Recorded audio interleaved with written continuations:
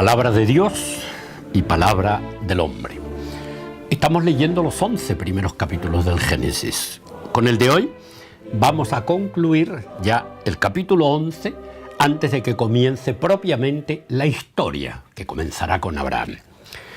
Este último capítulo es tan hermoso como todos los anteriores, pero pertenece también a lo que decíamos en la sesión anterior, al mito, pero al mito griego, al mito religioso, a la expresión humana de una realidad profunda divina que se quiere explicar de alguna manera. ¿Por qué? Se pregunta el autor del Génesis, ¿por qué los hombres hablamos lenguas distintas? ¿Por qué dejamos de entendernos? ¿Por qué tenemos que apartarnos unos con otros y esto nos lleva a las guerras, nos lleva al no reconocimiento del otro como otro yo?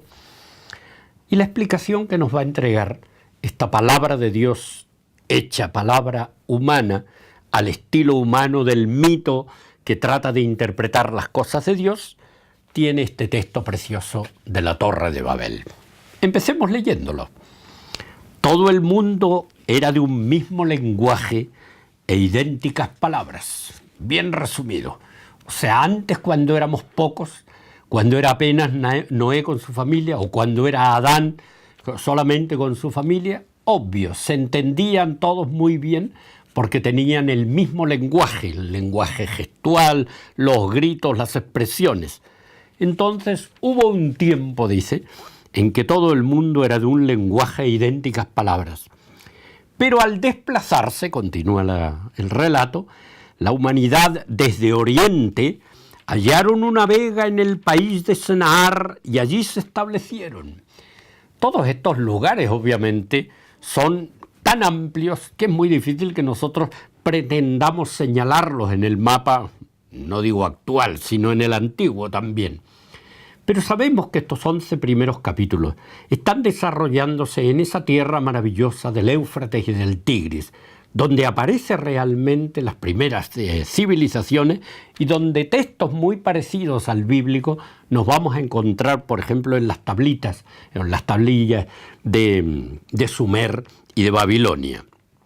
Así que al desplazarse la humanidad desde Oriente hallaron una vega en el país de Senaar y allí se establecieron. Y entonces se dijeron el uno al otro: «Ea, vamos a fabricar ladrillos y a cocerlos al fuego». Así el ladrillo les servía de piedra y el betún de argamasa. Aquí está haciendo una referencia absolutamente histórica que la arqueología nos ha demostrado que se trata de Asiria, de la zona de Asiria. Lo que podríamos decir hoy día entre los países como Siria, Irak, Irán. Nos estamos moviendo en esos lugares, donde además la arqueología nos ha revelado que este era el tipo de construcciones que tenían. No usaban piedras porque no era un lugar de mucha piedra, son los lugares montañosos, eran vegas. Por lo tanto, tenían que utilizar el barro y la paja para poder hacer los ladrillos o los adobes que llamamos también nosotros. El ladrillo al horno, el adobe secado al sol. ¿Y con qué lo untaban? Con betún. Piensen ustedes, estamos hablando del petróleo.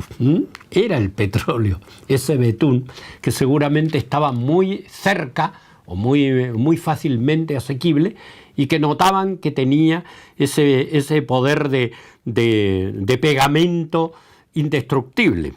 Así que es un dato que nos mete dentro de la historia, aun cuando esta historia se eleve a la situación de mito. Entonces se dijeron: vamos a fabricar ladrillos y a cocerlos al fuego. Y así el ladrillo les servía de piedra y el betún de argamasa. Otra nota: el autor de esto sabe que existen otros lugares donde se construye en piedra, probablemente en la zona de Palestina, en las zonas más montañosas del Asia Menor, etc. Y el betún de argamasa. Después dijeron: ea, vamos a edificarnos una ciudad y una torre con la cúspide en los cielos y hagámonos famosos por si nos desperdigamos por toda la haz de la tierra. Este tema, obviamente a nosotros hoy día tal vez no nos llame tanto la atención, que quisieran construir una ciudad, que quisieran construir una torre. Lo que pasa es que nos está diciendo que lo que quieren es hacerse famosos. Lo que quieren es llegar ellos hasta el cielo. Lo que quieren llegar a ser lo que muchas veces la humanidad nuestra está haciendo también en nuestro tiempo. Hay que prescindir de Dios. Nosotros somos dioses. Hay que prescindir de los mitos. Hay que prescindir de la fe, porque nosotros somos tan poderosos que podemos realizar un mundo consistente en aquello que nosotros pensamos y aquello que nosotros hacemos. Y la manera mejor de mostrarlo era construir la torre más alta posible. Pensemos que a las alturas en que esto se escribe, ya existían muy probablemente al menos las pirámides más antiguas de Egipto, que son 4000 años antes de Cristo, ya existen, donde también hay una expresión de tocar el cielo con la edificación humana. Ellos tocaban el cielo precisamente para que fuera la tumba de sus faraones, pero de alguna manera divinizarlos, hacerlos superiores a todos, hacerlos como responsables de todo lo bueno y lo malo también que pudiera aquecer en el mundo. Este es el tema, este es el punto, esta es la realidad que el texto bíblico nos quiere llevar a reflexionar. Cuando el hombre se aparta de Dios, cuando el hombre se quiere constituir en Dios, cuando el hombre quiere construir el mundo al margen de Dios, veamos lo que pasa. Bajó Yahvé a ver la ciudad. Aquí volvemos a retomar el estilo del capítulo 2, si lo recuerdan bien, en que Dios baja al paraíso, va a conversar con ellos en el aura de la tarde, ¿dónde estás, Adán? ¿Por qué te escondes?, etcétera, que estaba desnudo. Bueno, este es el mismo estilo. Bajó Yahvé a ver la ciudad y la torre que habían edificado los humanos, y dijo Yahvé: he aquí que todos son un solo pueblo con un mismo lenguaje, y este es el comienzo de su obra. Ahora nada de cuanto se propongan les será imposible. Como que Dios estuviera reflexionando con la mente de los hombres. O sea, ahora vamos a ver, una vez que se sientan ellos los héroes, los constructores, los definidores de lo que tiene que ser el mundo, ¿qué va a pasar? Ea pues, continúa Dios hablando, ea pues, bajemos y una vez allí confundamos su lenguaje, de modo que no entienda cada cual el de su prójimo.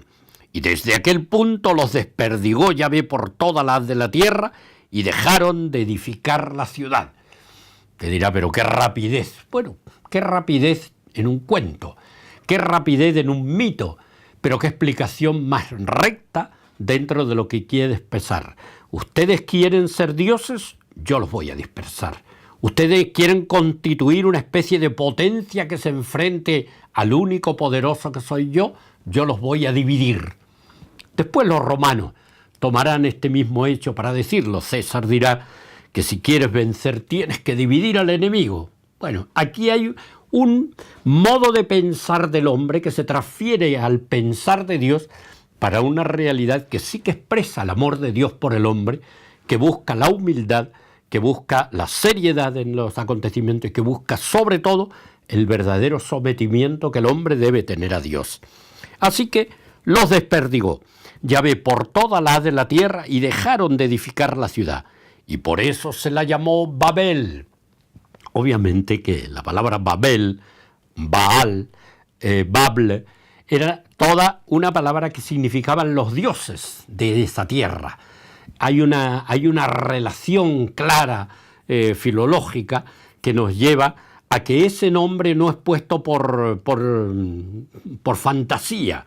Es un nombre puesto porque significa aquel que contradice a Dios, el que pretende el honor que solo a Dios se debe. Porque allí embrolló, traduce la Biblia de Jerusalén, allí les embrolló, allí les confundió, Yahvé el lenguaje de todo el mundo, y desde allí los desperdigó Yahvé por toda la haz de la tierra. Impresionante ver que poner a Dios como si Él fuera el causante directo de nuestra diversidad, de nuestra confrontación, de nuestra incapacidad de comunicación, cuando lo que quiere decir el texto bíblico, y ya con esto cierra toda la historia de los 11 primeros capítulos, es decir, mira hombre, si tú te apartas de Dios, aunque pretendas construir las cosas más grandes, aunque pretendas que te vengan los homenajes de todas las cosas, solamente a Dios hay que adorar, ante a Él hay que postrarse. Y ese será el pecado grande de la humanidad, que se va a expresar con esta expulsión, primero, para que no puedan construir la ciudad, con esta confusión de las lenguas, para que no tengan posibilidad alguna de entenderse entre ellos, porque la única manera en que el hombre se entiende con Dios es tratando de humildad, tratando de reconocer que la tierra entera está hecha por Dios, pero está hecha para Dios, y que el hombre tiene que cumplir con aquello que desde el primer capítulo, repetido en el segundo, repetido en el noveno, que lo veíamos en la conferencia anterior, en la charla anterior, nos encontramos con que es el mismo Señor que dice: ustedes humanos fecunden la tierra, guarden la tierra, dominen sobre los árboles, sobre los peces, sobre las aves del cielo, y sean los responsables, vale decir, los señores del universo. Pero para que el hombre sea señor del universo, debe ser siervo de Dios. Si él quiere hacerse señor también de la historia, quiere hacerse señor de la ciudad, quiere hacerse señor del destino de la humanidad, ahí se equivoca. Ahí va a quedar plenamente confundido, disperso y en condición más bien de enfrentarse con sus propios hermanos. Esa es la lección, o estas son las lecciones que en estos 11 primeros capítulos y en estos 10 temas que hemos hecho desde que comenzamos estas conversaciones sobre la palabra de Dios y la palabra del hombre, podemos cerrar hoy día aquí. Es bonito volver a leer esto, pero hay que leerlo con un alma infantil, hay que leerlo con un alma de acogida, hay que leerlo con un alma de poeta. Y por Dios que hay poesía dentro de estos 11 primeros capítulos. Lo vamos a ver porque la diferencia es sustancial. A partir del capítulo 12 del Génesis y hasta el final, nos vamos a encontrar realmente con el relato de una auténtica historia, donde van a aparecer los hombres con sus debilidades, pero también la presencia de Dios en medio de esas debilidades, y esa va a ser la historia de Abraham, con la que comenzaremos el próximo programa.